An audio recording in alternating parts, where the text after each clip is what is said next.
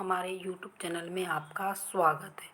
यहाँ पर आप देखेंगे कि जैसा कि हमने पिछली वीडियो में भी बताया था कि DPI के जितने भी अधिकारी हैं सभी क्या हैं, किसी न किसी मामले में आप देखेंगे इन्वॉल्व हैं और साथ में कुछ न कुछ इस प्रकार का उन्होंने कर रखा है कि जिसके कारण वो सुर्खियों में रहते हैं।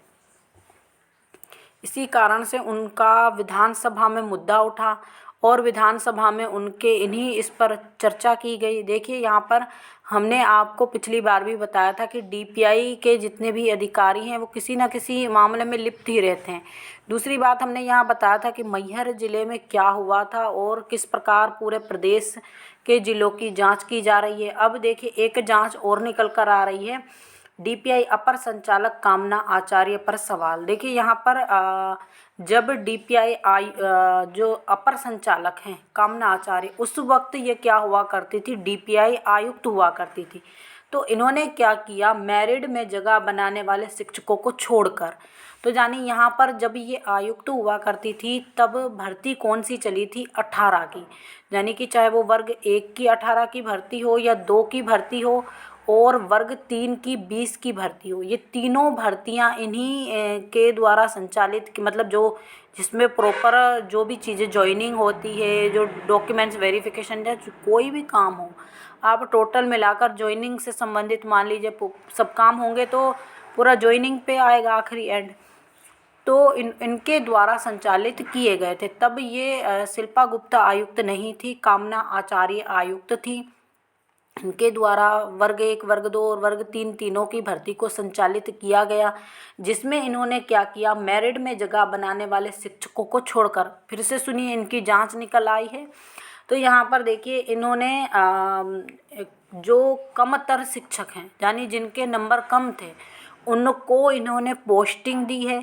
और देखिए, वर्ग 1 और 2 के अभ्यर्थी हों या 3 के जो 18 की भर्ती से जुड़े हुए हैं, उनका हमेशा क्या वो बोलते हैं कि एक तो नाम रिपीट हुए हैं, यानी जैसे जो जनजातीय कार्य विभाग में हैं वही स्कूल शिक्षा विभाग में है। एक तो ये इन्होंने नाम रिपीट किया है, जिसके कारण क्या है, अभ्यर्थियों को लिस्ट भी नहीं निकाल के दी। दूसरी बात, जिससे क्या उनको पता नहीं लगता कि जैसे उन्होंने बाद में लिस्टें देखी होंगी तो इन्होंने देखा कि उनसे कम अंक वालों का सिलेक्शन हुआ है और उनसे जो उनके नंबर हैं, अच्छे नंबर हैं, उनका सिलेक्शन नहीं हुआ है।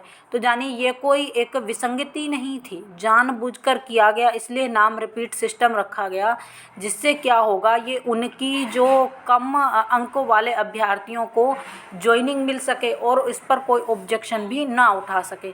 तो ये 2018 की भर्ती से जुड़े हुए जितने भी अभ्यर्थी हैं उनके लिए ये एक अच्छी न्यूज़ है। और यहाँ पर देखिए, यही मुद्दा विधानसभा में भी उठाया गया कि इस तरह से किस प्रकार से पोस्टिंग हो सकती है।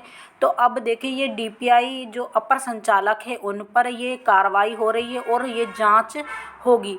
अब देखिए, जांच के बाद जो भी रिस्पॉन्स निकल कर आता है वो तो मुझे नहीं पता, हो सकता है उन लोगों को हटाया जाए और हो सकता है उनको ना भी हटाया जाए।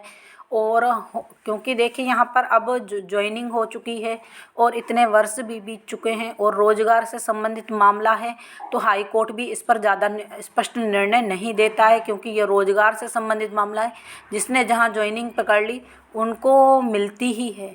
तो देखिए, यहाँ पर हो सकता है वो लोग ना हटे, लेकिन ये अभी मैं बोल रही हूँ, लेकिन ऐसा नहीं है कि अगर कोई हाई कोर्ट चला जाए तो उनको नहीं हटाया जा सकता। गलत तरीके से मिली हुई ज्वाइनिंग तो 20-20 साल बाद भी हटते रहते हैं लोग। और लेकिन यहाँ पर यही है अभी के जो अपर संचालक हैं उन पर कार्रवाई हो चुकी है और वो भी उनको पसंदीदा स्कूलों में जो है पोस्टिंग दी गई है। तो इसी प्रकार की जानकारी के लिए आप हमारे चैनल से जुड़े रहिए। जो लोग हमारे चैनल पर पहली बार विजिट कर रहे हैं, प्लीज़ चैनल को भी सब्सक्राइब कर लीजिए। वीडियो को अधिक से अधिक लाइक कीजिए, शेयर कीजिए। थैंक